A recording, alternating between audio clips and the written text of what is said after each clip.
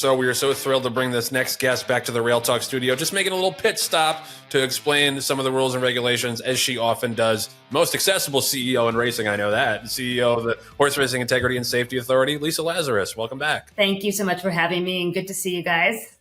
Great to have you. I appreciate you being available for this. We look more and more like each other every time we come on the show. That's what everybody says. It's truly amazing.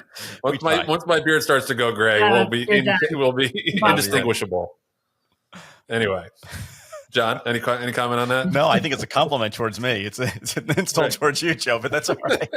No. Anyway, so we did want to have you on because there was a bit of a controversy kicked up over the whip violation and the subsequent fine for Junior Alvarado from the Derby. $62,000 was the total amount. Can you just explain why that? And it seems hefty, like just being honest about it. Sure. Can you explain why the fine was the number that it was? Okay, let's start first by just going back to, how long the rule's been in place. So the rule has been in place, the 6-strike rule, since July 1st, 2022, when HISA launched its racetrack safety program.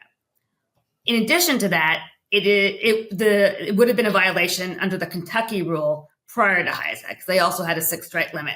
They had some nuances around what you can do in the stretch, but you could only use underhand in the stretch. So it would have been a violation under Kentucky.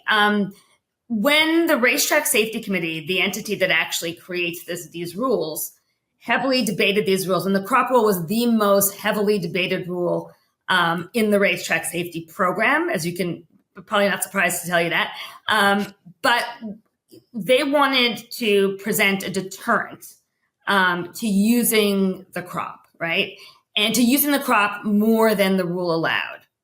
And if you don't associate the violation with the purse amount, you really lose the deterrent. So, and you just have jockeys making business decisions. We also been told by jockeys that there were owners who had said to them, like, don't worry about the fine, I'll pay it for you.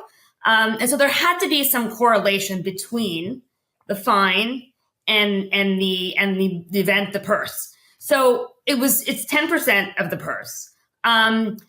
I do think 62 is a little hefty. And I also want to say, this is a rule that was broken, that we've had in place forever, that Kentucky had in place also.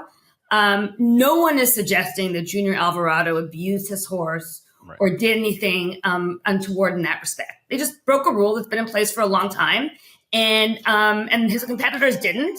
And so because of that, it's not fair to simply ignore the rule because it's the biggest day of the year. I actually think it's sort of the converse, that we need to make sure that we enforce the rules on the biggest day of the year. And actually, I have to say that since I've been HISA CEO, I've never experienced a bigger chasm, a bigger divide between industry reaction and public reaction. The industry reaction is almost universally negative, and the public is almost universally positive. And to be frank, that rule was put in place for the public because one of the things that we knew starting HISA was one of the biggest deterrents to new fans, new younger fans coming to the racetrack. They don't like to see horses being whipped or horses being the croppies, And even I had the experience with my daughter. I brought her to the racetrack for the first time when she was like 13. And she was like, Mom, why did they strike the horses? Like, why did they whip the horses? And it's hard to get that when you're in the industry, because we are in this bubble and we know that the crop is really soft and it's not going to hurt the horse. And we know that this is a part of, the game and the way the jockey is to steer the horses. But we're just so in our own bubble that we can't see the way the public perceives us. But going back to the fine itself, in July of 2024, the Racetrack Safety Committee implemented some some modifications to the sanctions for crop rules. And with those new rules, they brought in place a multiplier. If you have more than one violation, you will have a more significant penalty. Now, as I said a minute ago, I do think it's a little bit hefty. And as the HISA staff felt that some of those rules were too onerous, and both the guild and HISA staff felt the same way. So we went to the Racetrack Safety Committee. We actually had a big meeting. Johnny was there. We had a number of jockeys there, and they presented their story. They presented their side. And ultimately, the Racetrack Safety Committee did make some amendments. And one of those amendments is that they shortened the look back period for the multiplier. Okay. So it used the current rule is 180, and we cut it down to 90 days. So if Junior actually appeals to HISA, we will give him the benefit of the new rules we've done across the board, like with provisional suspensions with trainers, et cetera, while we wait for the FTC to approve it. So that would cut his fine in half to $31,000. And to be honest, if you look at the difference between first and second place and the fact that he broke a rule, I think $31,000 is a reasonable place to land. Right. And what I think Lisa, what a lot of people don't understand are two things. One is that it's an optics issue. That, again, with us trying to regain our social license and how the public perceives what we do here in the industry, you have to have some kind of strike rule in place. And then it comes down to, okay, why 6? Why not 4? Why not 10? Is there any science behind it? Or is it simply, hey, this is the rule that Kentucky had in place. We felt collectively this was the right number of strikes, the right rules to go ahead and implement. And that's why, with everyone's blessing, we move forward with 6 strikes. Yeah. So, you're right. There is no scientific, way to assess what the appropriate number is and what the public will accept. So instead, what the Racetrack Safety Committee did was they looked at all of the rules that were out there. They're a committee of 7 people, which includes Johnny Velasquez.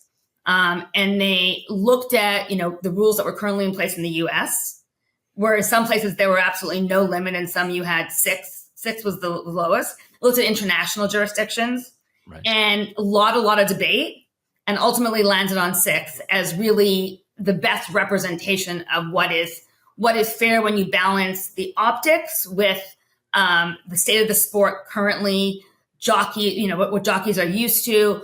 But, trainers have had to make modifications to how they, run their barns and how they operate things under HISA, which has been really, had a positive effect. And so this is one of the things that jockeys have to modify. And to be honest, the jockeys have been really good about it across the board.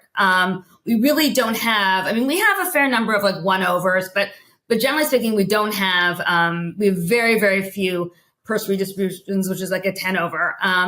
And they really understand this rule now, whereas it was a lot more difficult in the beginning.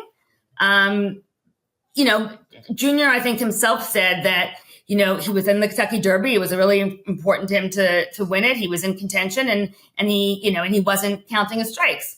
That doesn't make him a bad person. It doesn't make he's actually a very good person. It doesn't make him, by any means, anything but an animal lover. He just made a decision. He broke the rule, and we have to treat him like we treated everybody else who broke the rule.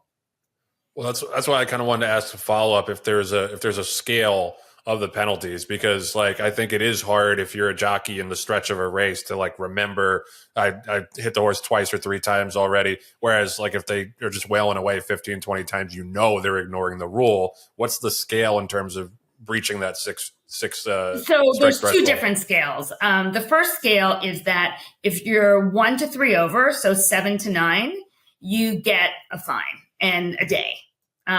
If you are 10 or more over, you get a fine, a day, and disqualification. You lose the purse.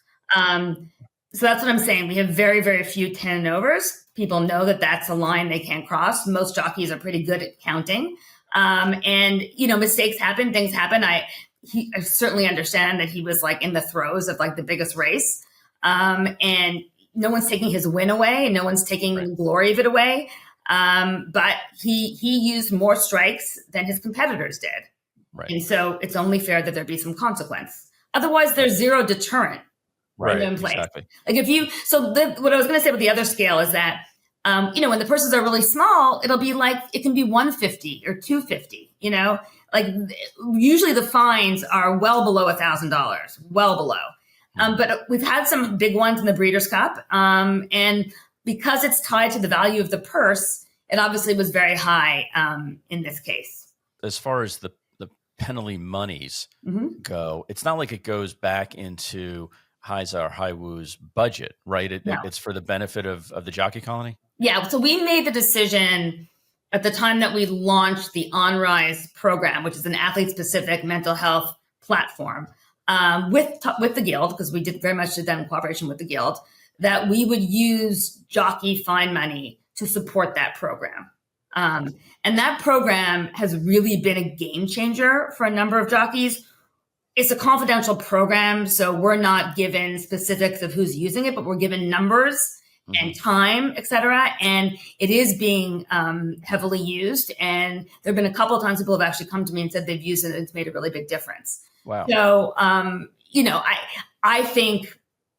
I think that's the right thing to do. I don't think it should go back into HISA's budget. It is going to the benefit of the jockeys, and it's a service that they've never had before. And they, frankly, I think really need and deserve. And so that's how we're able to make it work without charging, horsemen and racetracks more money for it.